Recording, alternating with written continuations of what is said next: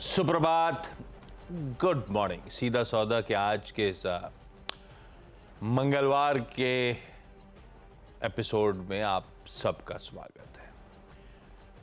कल बहुत बढ़िया इंट्राडे रिकवरी, हालांकि इक्वली सैड था जिस तरह का करेक्शन आया था भारतीय बाजारों में, पर इंट्राडे बहुत अच्छी रिकवरी बनी। लो से तो ऑलमोस्ट 350 पॉइंट प्लस की रिकवरी थी और आज दिखा रहा है गिफ्ट निफ्टी की कल की उस रिकवरी के ऊपर और शायद इंचअप करने की तैयारी। ऑलमोस्ट 50 पॉइंट ऊपर खुलेंगे, शायद 1/4% मजबूती के साथ। ऐसे में दिखा देता हूं ग्लोबल मूड माहौल कैसा है। वो अपना कहने का तरीका है कि पिच, स्टेडियम, क्राउड, ग्राउंड वगैरह, लेकिन आइडिया बेसिकली होता है कि हैंडओवर किस तरह का मिला है हमें ग्लोबल लैंडस्केप से, ओवरनाइट ग्लोबल मार्केट से। पिच तो हरी हरी दिख रही है, थोड़ी हरी कमजोरी है। क्या मामला है? गिलगिली मामला है क्या? बेचारे क्या करके दें, वो तो सच्ची पिच क्या देंगे? इतनी तेजी के बाद भी खड़े हुए हैं, डटे हुए हैं। कहाँ तेजी? यूएस में कितना अच्छी तेजी का कंसोलिडेशन ही तो चल रहा है, और क्या हो रहा है? पर मैच तो आपको इधर खेड़ा वानखेड़े में। यहाँ अपन तो पिच तो ग्लोबल है ना, बाकी तो हमारे प्लेयर्स हम उतारेंगे तब देखेंगे।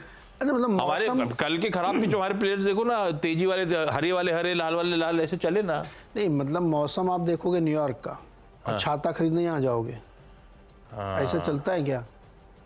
नहीं तो छाता तो आजकल खरीदने के लिए रखना पूरे टाइम पड़ता है। आपने किसने देखा कहा गर्मी में मुंबई में अंधड़ आ जाएगा और बारिश गिरेगी इतनी सारी? हाँ, तो जैसे यहाँ कल अंधड़ आया तो अब अमेरिका वाले थोड़ी जाके तो हिंदुस्तान का सोचते रहते तो बारिश के हिसाब से सिर्फ सनस्क्रीन ला के निकल जाते बाहर, पर ये लॉजिक बैठता नहीं ना। तो भैया देखो, ऐसा अगर यूएस का देख के आप चल रहे हो तो फिर आप धोखा खाने के लिए तैयार रहो। हाँ। क्योंकि यूएस वाले तो मजे ले रहे हैं। हाँ। और वहाँ पे लॉन्ग बने हुए हैं, खूब तेजी कर रहे हैं वहाँ पे। कल किसकी रिपोर्ट थी, नाम भूल रहा हूँ मैं यार, किसी बहुत बड़े ब्रोकरेज की रिपोर्ट थी। हाँ। उसने बताया S&P 500 की 470-80 कंपनियों की जो अब तक रिजल्ट आए हैं, उसमें से 74% ने मार्केट की उम्मीद से बेहतर नतीजे पेश किए हैं। 5.5% की अर्निंग ग्रोथ दिखाई है, जबकि ब्लूमबर्ग का एक्सपेक्टेशन था 3.9% की। सो रिजल्ट सीजन वहाँ का बहुत रोबस्ट गया है और मार्केट इसे चढ़ा, एकदम गिर नहीं रहा है। लेकिन करंट सिचुएशन बताऊँ, कल की तो वहाँ पे बहुत लॉन्ग लोगों ने क्रिएट किए हैं। इन्फ्लेशन नंबर इंतजार कर रहे हैं, बढ़ के आया, घट के आया, जो भी आया, लेकिन आइदर साइड में 1% का मूव होगा कल मार्केट में। अगर इन्फ्लेशन नंबर गड़बड़ा गया तो अच्छा हुआ तो ऊपर की साइड में। तो बायस पॉजिटिव, वहाँ पर तेज़ी के बायस है और वहाँ पे लोग ऐसी पोजिशनिंग करके बैठे हुए हैं। और आप देखिए 5200 के ऊपर आपका S&P चल रहा है। अब वो भारत में उस पिच को लोग कैसे करें, ये एक बड़ा चिंता की बात है।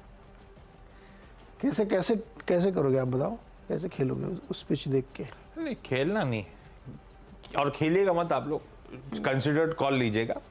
अपन बता देते हैं 10 ऐसे स्टॉक्स जो किसी ना किसी वजह से शायद लाल और हरे के बीच में झूलते हुए नजर आए। रैशनल समझाता हूं, देखिएगा बाजार खुलने के बाद किस हद तक सटीक पड़ रहा है, नहीं पड़ रहा है।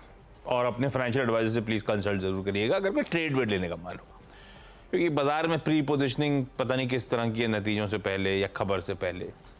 तो खबर अच्छी होने पे भी कई बार स्टॉक्स दबाव में आ जाते हैं, क्योंकि प्री पोजिशनिंग ऐसी होती है कि मुनाफा वसूली का मूड बन जाता है।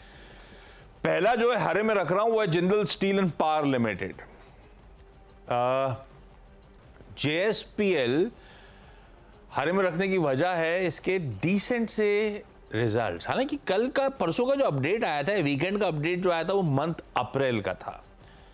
वो अपडेट तो फीका सा था। इनका कहना था कि आयरन ओर की शॉर्टेजेस है, तो प्रोडक्शन वगैरह वो थम गया, मामला गड़बड़ा गया।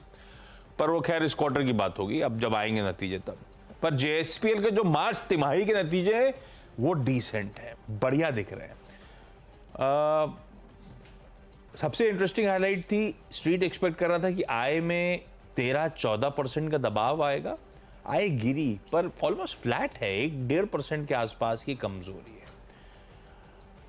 सेल्स वॉल्यूम्स दरअसल बाजार एस्टिमेट से बेहतर इस कंपनी ने क्लॉक करे। एबिटा 11, जब आय 1.5% गिरी, एबिटा ऑलमोस्ट 12% बढ़ा। मार्जिन्स 210 बेसिस पॉइंट्स का इंप्रूवमेंट दिखा रहे हैं। और मुनाफा 466 करोड़ वाला 933 पर, उस पर मत जाइए। अपन ने ऑपरेशनली हाईलाइट कर दिया 11-12% EBITDA बढ़ा है। नंबर्स अच्छे हैं। EBITDA इसीलिए इंप्रूव हुआ क्योंकि रॉ मटेरियल कॉस्ट के प्राइस रिडक्शन थे, प्रोडक्ट मिक्स इंप्रूव हो रहा है, तो इंटरनल्स भी बढ़िया रखे इस नंबर के, इसीलिए सिर्फ इसको ग्रीन लेके चल रहा हूं अपने क्वार्टर के परफॉर्मेंस पे। मुनाफे में इस तरह का कंसिडरेबल जंप क्यों?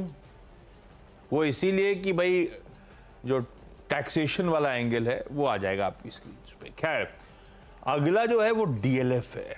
अब डीएलएफ ने बहुत अपडेट दिए प्रोजेक्ट्स के बारे में, तो क्वार्टर में पता था कि आंकड़े बहुत स्ट्रांग आएंगे, तो ऐसा नहीं कि रिजल्ट आने के बाद स्टॉक के लिए बहुत बड़ा सरप्राइज है, ये ध्यान रखना है अपने को। देखते हैं फिर भी स्टॉक का बिहेवियर आज कैसा रहेगा, पर रियल एस्टेट गजब करा हुआ है और दिल्ली एनसीआर में डीएलएफ के जलवे। अभी मेरे ख्याल से पिछले हफ्ते की बात है, डीएलएफ ने एक प्रोमिनेंट अखबार के 2 पन्नों पे ऐड छापा था, वी आर सोल्ड आउट।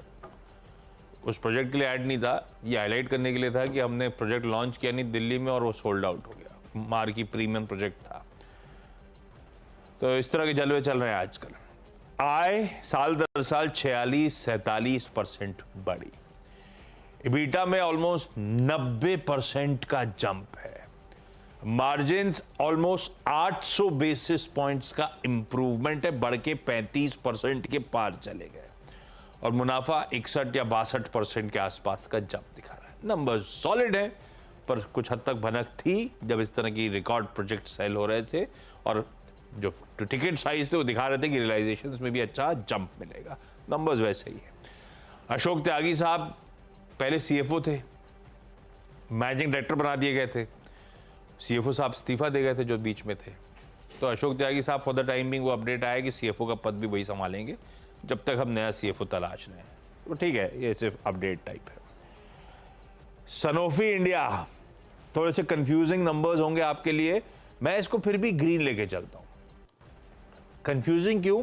क्योंकि अगर साल दर साल देखूं तो थोड़ा सा फीका है, पर सीक्वेंशियली मूव आना शुरू हो गया है और ये स्टॉक भी करेक्शन के बाद देखते हैं कैसा प्लेस्ड है, आज कैसा रिएक्ट करता है।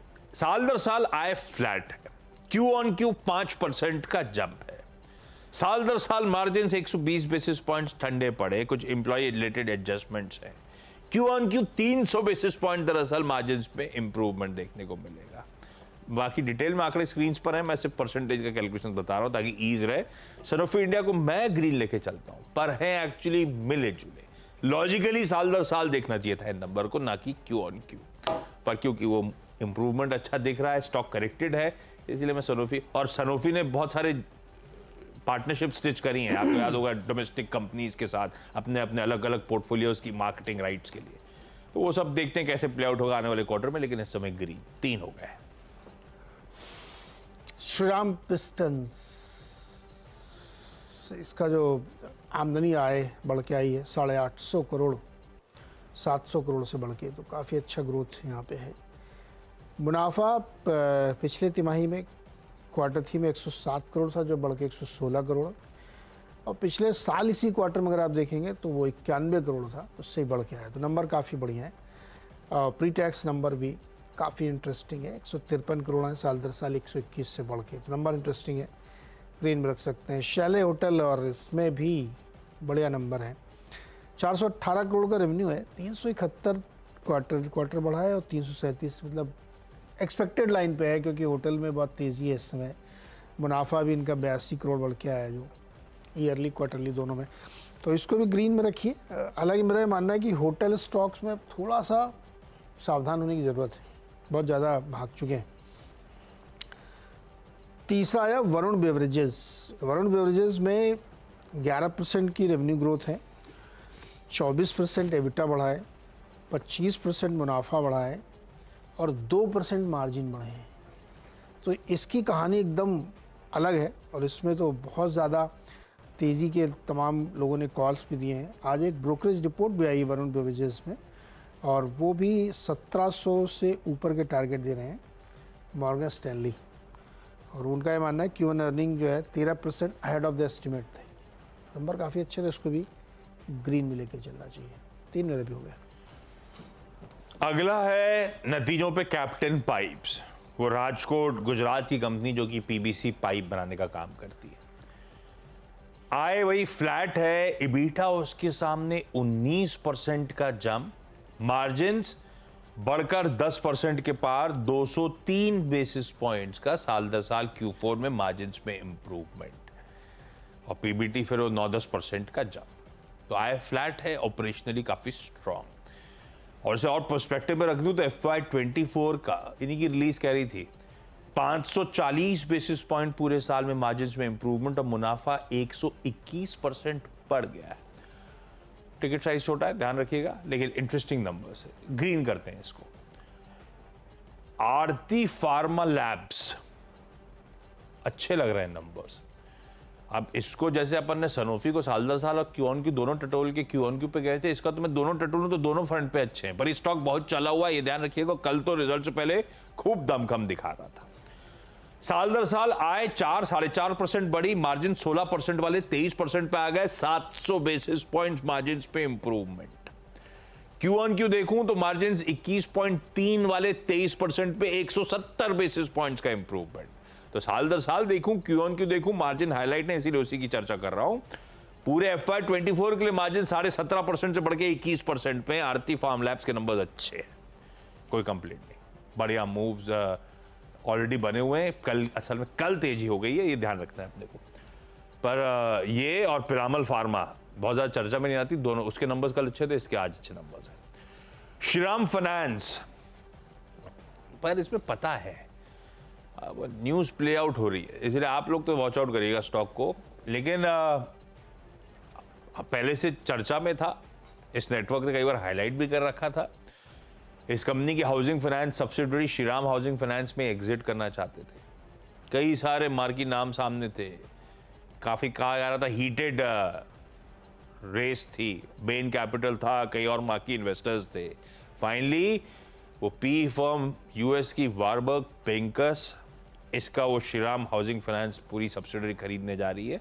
मैं कहता हूं इनका 85% के आसपास स्टेक है। 4,630 करोड़ रुपए में ये सौदा होता हुआ, इस स्पेस की अब तक की सबसे बड़ी डील होती हुई आपकी स्क्रीन पे। अब आप ब्रोकरेज रिपोर्ट आई नहीं आई, पता नहीं क्या मान के चल रहे थे ब्रोकरेज सब्सिडरी का वैल्यूएशन क्या मिला, अभी वो देखना बचा है। जब तक 9 बजेंगे तब तक वो क्लैरिटी आ चुकी है अपने पास, लेकिन अभी तो डील और जिस तरह का हुआ है उस समीकरण को देखते हुए ग्रीन करा है। 6 हो गए मेरे। ब्रोकरेज आ गई है, 3050 का टारगेट मॉर्गन स्टैनली का। उनका कहना है कि HFC सब्सिडरी का valuation has come below estimate. इसको अपन न्यूट्रल रख लेते कम में थोड़ा बेच दिया। CLSA ने भी लेकिन टारगेट बढ़ा के दे रहे हैं, वो भी 2800 का टारगेट दे रहे हैं। और उनका कहना है 84 stake in housing subsidiary would be valued at 3900 crore, तो 84% 3900 करोड़ की। और इन्होंने कितने डील कितनी हुई है? 4600 करोड़ इनकी हुई है, 4630। उनका तो ठीक है, बट मॉर्गन स्टैनली खुश नहीं है, कहते और महंगा बेचना चाहिए था। दिल मांगे मोर, दिल मांगे बोल, लेकिन टारगेट तो 3000 यार उन्होंने कोशिश तो करी होगी। सबसे हीटेड कंटेस्ट में सबसे अच्छा जो पैसा दे रहा है उसी को बेचा होगा इवेंचुअली। नहीं ठीक है, मेरे ख्याल अच्छा है, क्लैरिटी रहनी चाहिए बिजनेस में। अब फोकस है बिजनेस में, क्या करना है, ठीक है। ओके चलिए भाई, चौथा स्टॉक जो मेरा है वो है जोमेटो। या जोमेटो, जो भी आपको अच्छा लगे बोलिए। कल इन्होंने अपने नतीजे पेश किए और ब्लिंकेट पे सबकी नज़र थी, CLSA की भी नज़र थी, बहुत सारी ब्रोकरेज रिपोर्ट आई, सब मैं डाल रहा हूँ धीरे धीरे करके। CLSA ने इसमें 248 का टारगेट दिया, जो सबसे ऊंचा टारगेट है।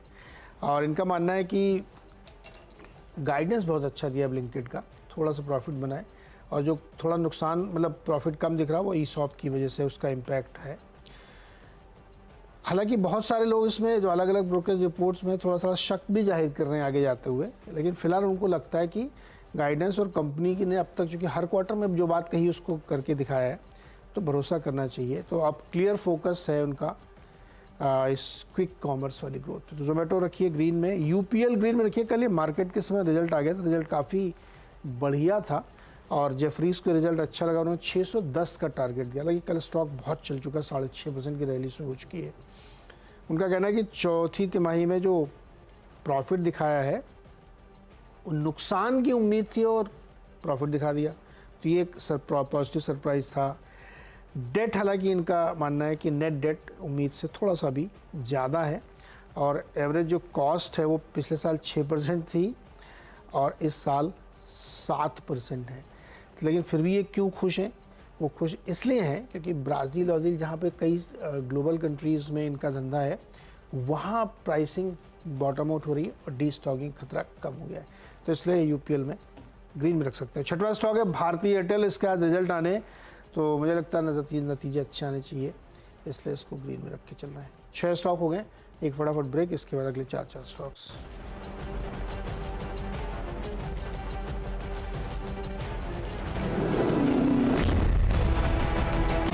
एक बार फिर से आपका, और अगले 4 स्टॉक्स में 2 तो ऐसे हैं जिनके आज नतीजे आने। एक आना है अपोलो टायर्स का, और हमें लगता है कमज़ोर आना चाहिए, क्योंकि पिछले क्वार्टर में मुझे ध्यान है सारे कंपनियों के नतीजे काफ़ी बढ़िया शानदार आए थे। लेकिन मुझे लगता है कि आज दबाव रहेगा, क्योंकि इनपुट कॉस्ट रॉ मटेरियल बढ़िया, सीएट के नंबर आपने देखे, हमने बात भी की थी उनसे। ओवरऑल रियलिटी में भी हमको लगता है कि नतीजे थोड़े ठंडे रहने की। बिजनेस अपडेट का बहुत ग्रेट नहीं था, तो वैसे भी अब लोग थोड़ा सा शक जाहिर कर रहे हैं कि मुंबई की रियल एस्टेट मार्केट थोड़ा सा बहुत ज़्यादा भारी हो गया है। देखते कैसा आता है, लेकिन मुझे लगता है रेड में रखना चाहिए, दबाव रह सकता है। एचयूएल और नेस्ले 2 मैंने इसलिए रखे हैं क्योंकि आजकल जो मार्केट है ना वो बहुत ही वोलेटाइल है, बहुत विचित्र सा है, किसी भी साइड का मूव दे रहा है, तो थोड़ा डिफेंसिव प्ले रखना चाहिए। और इस पर बहुत बड़े बड़े लोग, HNIs, ब्रोकरेज हाउसेस का मानना है कि थोड़ा सा आप इस तरफ शिफ्ट होइए, डिफेंसिव प्ले करिए, तो उसमें एचयूएल और नेस्ले मोस्ट सेफ स्टॉक होते हैं, तो इसको ग्रीन में रख के चल सकता है। ओके, अब बचे हुए स्टॉक्स, अब कुछ लार्ज ट्रेड्स पे चला जाए। पहले कल 2 जगह लार्ज ट्रेड इंटरेस्टिंग से हुए। एक है GE shipping. Nalanda India equity fund ने 20 लाख शेयर्स बेचे। मैं इसे ग्रीन ले चलता हूं, क्योंकि लार्ज ट्रेड में नालंदा इंडिया का हो सकता है कि रीजन के चलते वो 950 पे माल छोड़ा गया। वो पूरा लार्जली चंक पूरा घिसालो मास्टर फंड ने यूएस के, फिर घिसालो ने एक्वायर कर लिया, तो चंक पूरा का पूरा ले लिया। ऑलमोस्ट 19.58 लाख शेयर्स इनकी खरीद है। मेरे को लगता है स्लिपेज हुए होंगे वो भी इन्हीं के होंगे, लास्ट ट्रेड में शायद सामने ना आया। अनंतराज इंडस्ट्रीज बहुत चला हुआ स्टॉक है। रियल एस्टेट, दिल्ली एनसीआर, जमीन, सब स्टोरी ठीक है। कल एक्सिस म्यूचुअल फंड ने 26 लाख शेयर्स खुले बाजार से खरीद लिए 368 के भाव। इस तरह की तेजी के बावजूद एक्सिस एमएफ ने एग्रेसिव खरीदारी करी है कल के लिए, तो दोनों ग्रीन कर दी लार्ज ट्रेड्स पे। कोचीन शिपयार्ड को ग्रीन करा क्योंकि ये कह रहे हैं कि हमें एक ऑर्डर मिला है एक यूरोपियन क्लाइंट से हाइब्रिड एसओवीज के लिए 500 से 1000 करोड़ रुपए का ये ऑर्डर है। एसओवीज मतलब सर्विस ऑपरेशनल वेसल्स, जहाज बनाने का बेसिकली। आरवीएनएल ने कहा इनको लेटर ऑफ अवार्ड मिला है। अब ये देखना पड़ेगा, ये कहीं सदर्न रेलवे के बहुत सारे अवार्ड अनाउंस हो रहे हैं। अब इसमें कहीं L1 पहले आया हो, LOA अब मिला हो, तो जरा कंफ्यूजन हो जाता है। तो ग्रीन ही रखते हैं, लेकिन थोड़ा सा पिंच ऑफ सॉल्ट के साथ। 239 करोड़ रुपीस का सदर्न रेलवे से इनको लेटर ऑफ अवार्ड LOA मिला है, इसलिए 10-10 पूरे। ब्रेक का समय, ब्रेक के उस पर जब लौटेंगे तो इन टीम्स का क्विक रैप अप।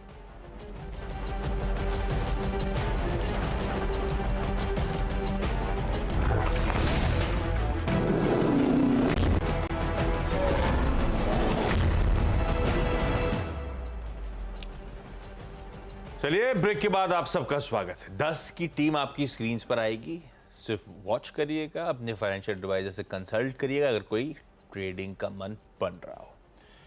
नतीजों पर JSPL ग्रीन, DLF है तो स्ट्रॉन्ग नंबर्स, पर बुकिंग रिलेटेड अपडेट्स थोड़े से फीके हैं, तो वॉच करिएगा। सनोफी इंडिया Q-on-Q इंप्रूवमेंट जो आ रहा है मार्जिन्स वगैरह में, इसके चलते ग्रीन रखा। कैप्टन पाइप्स का ऑपरेशनल परफॉर्मेंस अच्छा था। आरती फार्म लैब्स का साल दर साल Q-on-Q दोनों में बढ़िया मार्जिन एक्सपेंशन है। श्रीराम फाइनेंस ने अपने आर्म को बेच दिया हाउसिंग फाइनेंस के। ब्रोकरेजेस कंफ्यूज्ड हैं, सस्ता है कि महंगा बेचा है, अपन ग्रीन लेके चलते हैं, वॉच करिए। जी शिपिंग, अनंतराज में कल लार्ज ट्रेड हुए थे, उन लार्ज ट्रेड में जो इन्वेस्टर्स चेक इन कर रहे हैं उसके चलते ग्रीन रखा है। कोचीन शिपयार्ड और आरवीएनएल कोचिन को ऑर्डर मिला, आरवीएनएल को लेटर ऑफ अवार्ड मिला, इसीलिए ग्रीन करें। 10 हो गए। ओके, फोकस नतीजों पे ही है और कई सारी कंपनियों के अच्छे नतीजे हैं। उसमें श्रीराम पिस्टन्स के नतीजे काफ़ी बढ़िया हैं, शैले होटल्स, वरुण बेवरेजेस के बहुत ही बढ़िया नंबर हैं। जोमेटो नंबर तो कल मार्केट में आ गए थे, लेकिन उसके बाद बहुत सारी ब्रोकरेज रिपोर्ट्स आई हैं और 248 तक के इसमें टारगेट्स दिए जा रहे हैं। यूपीएल के नतीजे भी कल आ गए थे और नतीजे पे 2-3 ब्रोकरेज रिपोर्ट्स आई हैं। भारतीय एयरटेल के और अपोलो टायर्स, ओबेरॉय रियल्टी के आज रिजल्ट्स आने, तो इसलिए से फोकस रखें। और एचयूएल और नेस्ले डिफेंसिव प्ले हैं जब बाजार में बहुत उतार चढ़ाव हो रहा हो तो।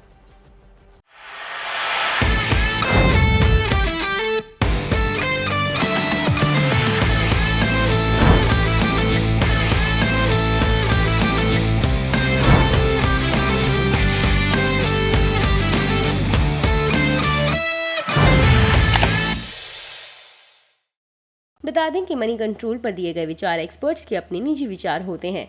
वेबसाइट या मैनेजमेंट इसके लिए उत्तरदायी नहीं है। यूजर्स को मनी कंट्रोल की सलाह है कि कोई भी निवेश निर्णय लेने से पहले सर्टिफाइड एक्सपर्ट की सलाह लें।